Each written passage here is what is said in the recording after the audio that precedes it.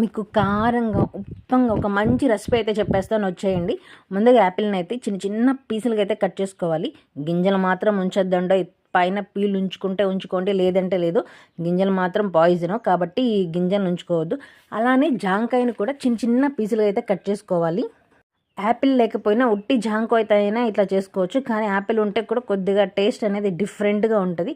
అన్ని సన్న సన్న పీసులుగా అయితే కట్ చేసేసుకొని కూసంతా ఉప్పు అయితే కలుపుకోవాలి. ఉప్పు అంటే సాల్ట్ అండి, అది కూడా ఎక్కువ కాదండి, కొద్దిగానే. మళ్ళీ ఉప్పు ఎక్కువైపోయింది అనుకుంటారు. అలానే పైన కారము, మీకు నచ్చితే నూనె లేదంటే నెయ్యి, మీకు ఏ ఫ్లేవర్ కావాలంటే ఆ ఫ్లేవర్ అలా పైనే తాకిచ్చి తగినట్టు పెట్టేసుకొని పైన ఒక మూత పెట్టుకోవాలి.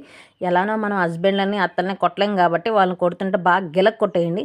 అప్పుడు ఉప్పు కారం నెయ్యి అంతా పీసులకు పడితే ఉంటుంది. సూపర్. ఒకసారి ట్రై చేసి ఎలా ఉందో కామెంట్ చేయండి.